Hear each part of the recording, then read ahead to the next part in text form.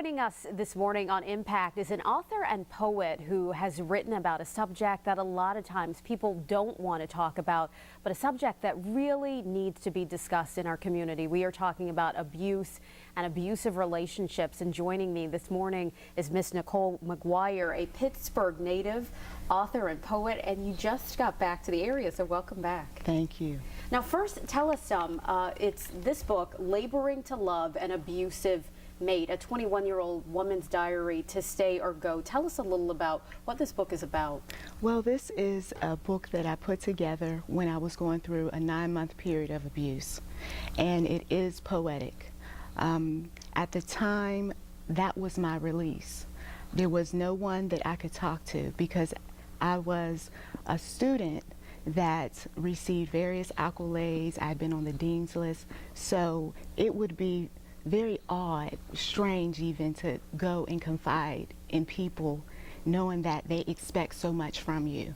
So for me, I had to just recite these poems, write them down, get that release in order to maintain this particular relationship. But the problem with being with someone like this is that you want to save them. And I think for me at the time, I wanted to save this person.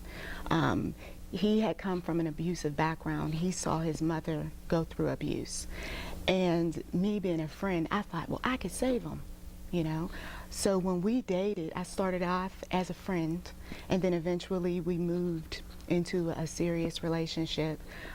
He did confide in me that he had a lot of issues with women, but I thought, oh, well, not me, because you don't think that it can happen to you. There were other people along the way that I would hear about them being abused, and once again, oh, it can't happen to me. I'm smart, I'm educated, you know, this sort of thing. But eventually, I think I was too smart for my own good, because he found ways to manipulate me into thinking that I was stupid. So I went from thinking I was just confident, a smart person, to being having low self-esteem, name calling, choking, shoving. All of these things came about because maybe I disagreed with something he said. There were people that males that I knew, and you're not supposed to talk to them. You know, what are you, doing? Who's that on the phone? Constantly monitoring me, acting more like a parent as opposed to, a partner. And this is an issue that touches a lot of people in the community. There is a statistic that you have. Every 9 seconds, a woman is abused. And not only that, there are men being abused as well. And they're not going to the police and talking to them about, a woman hitting them, because there's a sense of pride. There's a lot of women that aren't speaking about it. As we're talking now, there's someone that is going through all sorts of changes, but she can't talk to anyone because most likely she felt the way I did. Oh no, I can't say anything about this. I'm educated, I'm smart, I have money, I have accolades, I'm a member of the church.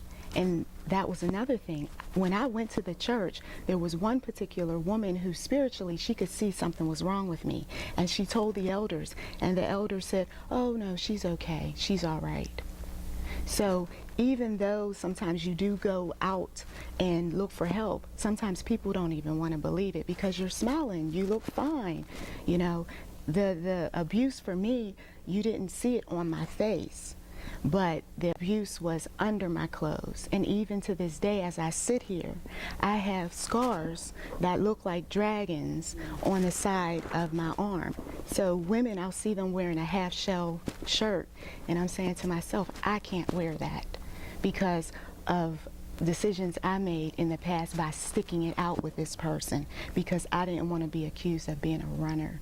You've got to stay, you've got to fight, to stay in this relationship. Don't run. And then when he would hit me, he would apologize. I'm so sorry, I didn't mean to do that. I would try to break up. Oh, I'm going to kill myself because I don't want you to leave. I don't want you to go. This type of stuff. And so I would feel bad. Okay, well, maybe it is me. Maybe I am the problem. You know, and men, I found that men that have read this book, they can relate because they want to save the damsel in distress. They want to, oh, well, you know, maybe if I do more of this or more of that, maybe she'll stop acting crazy, you know. And it's a serious issue, and people, when you see the signs, the scratches, and you know she's a grown woman, where are the scratches coming from? Or a marking on his face. I remember a man came into work, he had scratches all over his face. The guys joked about it, you know. So when you see these little signs, you've got to say to yourself, something's going on.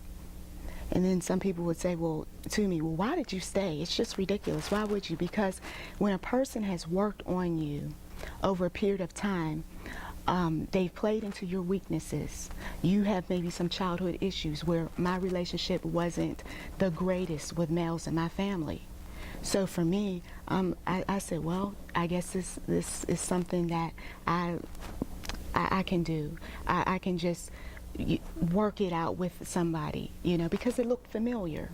Now, this title, as well as others, are available on Amazon.com. We're going to put some information on the screen right now. Okay. How can people go about getting in touch with you, seeing some of your other writings? I know you have a blog. Yes. There is a blog that goes with this book. It's called Laboring to Love an Abusive Mate .blogspot.com. It's the same title. There is also another book that follows after that called Laboring to Love Myself. And that book basically is me trying to get over all of the issues that I experienced being in that relationship. I have to now love myself. I have to now appreciate myself after being called names, after having a pillow, you know, placed over my face. Not being able to embrace people, flinching. That's another sign too to pay attention to, when you see a person flinching for no apparent reason. So all of these things, I had to get to that place where I said, okay, you're not the issue. This was a person who had a mental handicap that they needed to deal with. So now you have to find out why it is that you have attracted this particular, you know, individual, and you don't want to attract people like this in the future. Right. So what is your issue? And then when I started thinking about it, I said, well, I saw some things in my own family with a relative, and I heard them kind of say, well, she deserved it. When this woman was slapped. I saw a woman running down the street, a man chasing after her with a knife. So all of these images started coming back, and I said, okay, now I understand why I'm doing what I'm doing. Very important issue covered in your books, and your books are available on Amazon.com. Yes. All right. Well, thank you so much for joining us this morning for Impact. We'll be right back.